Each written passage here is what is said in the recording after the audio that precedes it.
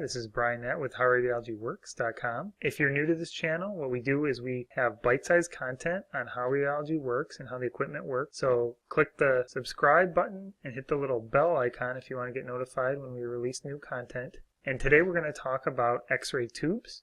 So at a high level, how does the circuit work in an X-ray tube and how are the X-rays generated?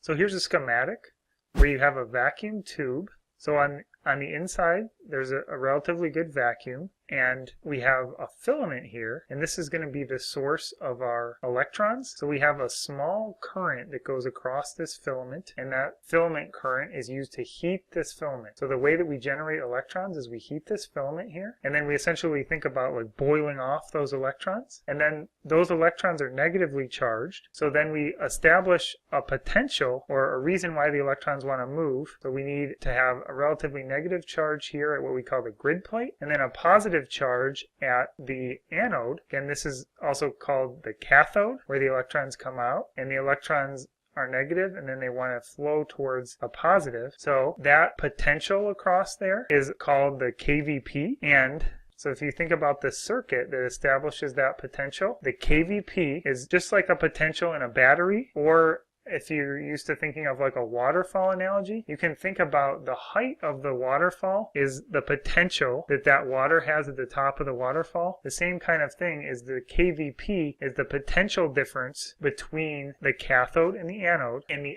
MA has to do with how many electrons are going to be passing through there. And so MA is milliamperes, so that's the measure of the current. So in that waterfall analogy, it's how much water is coming down that waterfall, and the KVP is like the height of the waterfall. So the KVP in our system, we'll talk more in later videos about the methods of X-ray generation, but essentially the electrons will hit here and they'll hit a heavy metal, and then photons will come out. So if you watch here, electrons are coming in and then photons are coming out in this direction. And that's how our X-ray beam is generated with a diagnostic X-ray scanner. Other things that are of concern is that this is going to get very hot from these electrons hitting. So in modern X-ray tubes, this is rotating. So this whole component is rotating. You can think about it rotating in and out of this plane here.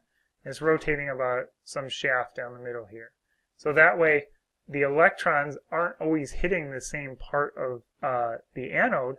They're hitting different parts of the anode. The anode's also called the target because those electrons are directed at it. And that way it won't heat that one area too much. Again, at a high level, what we talked about here is an overview of the X-ray tube, the technical parameters that one is going to set as a technologist for an X-ray tube are the KVP, the tube potential, and the MA. Again, this is Brian Nett with HowRadiologyWorks.com.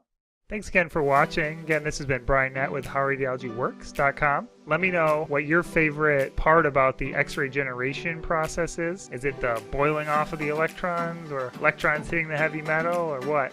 Just the fact that bremsstrahlung is a pretty cool word. So also head on over to HowRadiologyWorks.com/XrayGen. That's X-ray and then GEN for X-ray generation. You can download a PDF cheat sheet that has just in one place the information that you need about X-ray generation and the X-ray tube. Again, thanks again.